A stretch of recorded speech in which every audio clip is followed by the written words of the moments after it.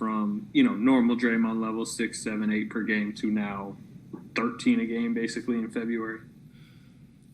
One is he's feeling a lot better physically.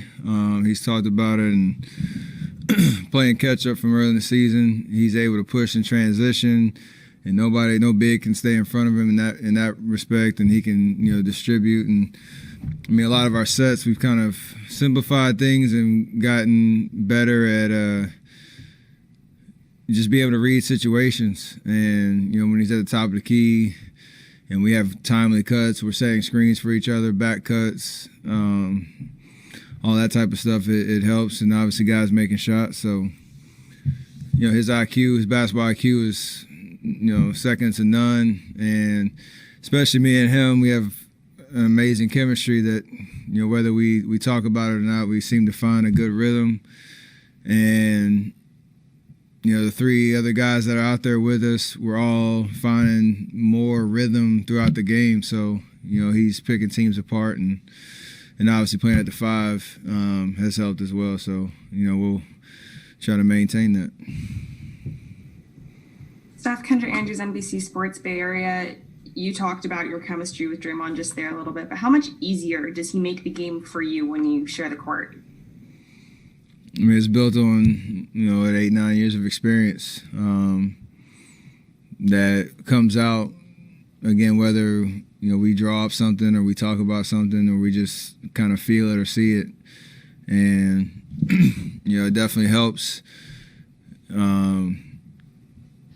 just find open space out there and kind of exploit how teams are going to be aggressive on me. We kind of use that to our advantage, and these last 5, 6 games, it's a new level of that, obviously, in terms of what he's doing. So it's been pretty awesome to see. Steve was just saying that he's never seen in his career playing, coaching, a gravitational pull like you've been having recently from defenses. Can you remember a time at any other point in your career where you feel like defenses were as tight as they are on you right now? Davidson, my junior year, it's kind of one of those situations, but it's always just being prepared for whatever the defense throws at you, being able to not fight it but use it to our advantage, whether I'm setting screens, not giving into it but also not fighting it. There's a fine balance between shots that you're trying to look for and ways that you're able to use the gravity and off-ball type of movements and cuts that get me shots but also get other guys shots. So it obviously helps when Draymond's up there making those decisions too. What does it say about this team's ability to play together that, when you're playing small like tonight, playing against a team that you're outmatched with size-wise and still able to come away with the win? We're in that weird kind of in between of, a game like Brooklyn where you don't have any kind of hold on the game and they open it up on us, and then we bounce back against a team that's struggling, obviously, in a game that we should win and we have to win, and we execute, over 48 minutes. And I think we keep saying it over and over again. We got to prove it, but we're gaining confidence in terms of how we're supposed to play on a nightly basis, and have a good opportunity, honestly, coming up. A good Miami team coming in, go on the road, some tough Eastern Conference opponents, but games that we feel like if we play the way we're supposed to, we match up with anybody. So that's the challenge ahead. Steph, you talked about the gravity that you kind of take on from defenses. Despite that, second in the league in points scored per game, you're leading in 3 points made per game. You shot the ball at nearly a 70% clip tonight. Do you feel like you're garnering the appropriate attention in the current MVP race right now? 30 games in, whatever it is. Like I said, I keep saying it until till it's over. Like, the game speaks for itself. It is something that if you're watching us play and, you know, understand what I'm trying to do every single night, that I'm playing really good basketball and I have to continue that. And we got to win games, and not just for an MVP race.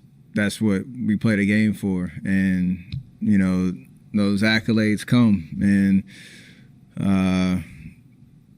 I really feel like my job, obviously, in the way that I approach the game and what's got me so comfortable at this level is being aware of all the different conversation narratives and all that, but not getting distracted by, you know, trying to change up my game or feel like I got to go prove something to be in an MVP race. That'll take care of itself if I do what I do, like, you know, like I have been. Steph and Steve talked earlier about your leadership style, saying that, you know, you're not one of those guys who calls out people in front of crowds or anything like that. You don't get loud on them.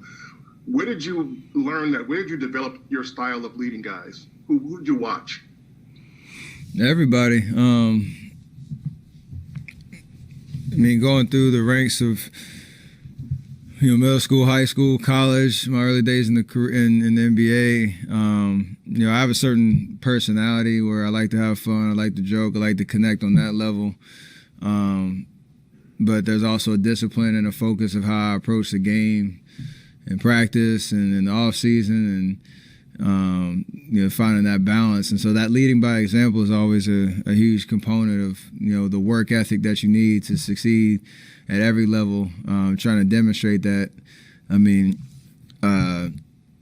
MJ said that, you know, he never asked anybody to do something that he wasn't willing to do, and that's something that that hit home with me in terms of, you know, having the presence and the ability to meet guys on any level, because I know, you know, the work that needs to go into it. And then vocally, it's picking and choosing my spots. Like you said, I have a style that I'm comfortable with, but also there's a sense of accountability for every guy in the locker room that I got to be aware of. So it's always evolving, but this year's been a fun challenge in that respect. Coach, it was hard to see what shoes you were wearing, but you have obviously the Curry 8 beautiful flows. So those shoes have a message. And you talk about leadership also off the court. So what is the message behind those shoes for Black History Month?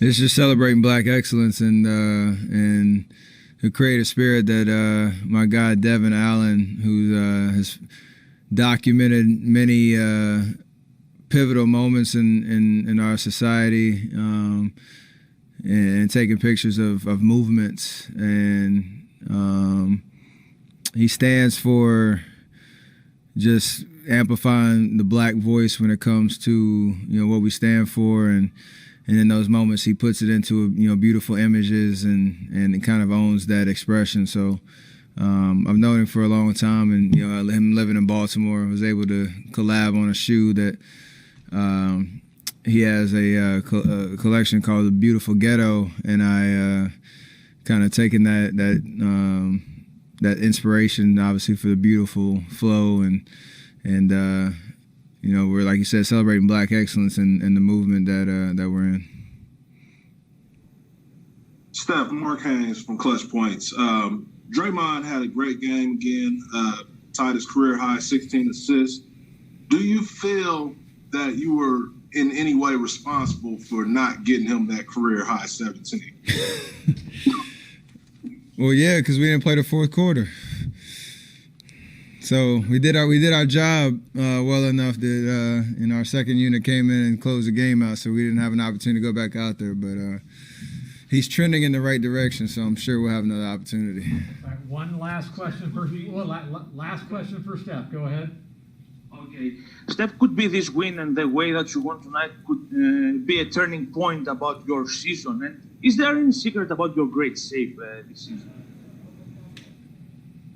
I mean, we hope so. I think like I said, we sound like a broken record every time we win a game. We're like, oh, we feel like really we're moving in the right direction. We're ready to put a streak together, and then we don't execute. So gotta be done talking about it. Gotta go out and do it. I don't think it's a turning point, but we have a really good opportunity coming up these next 5 games or so to, prove to ourselves who we are and who we're going to be this year.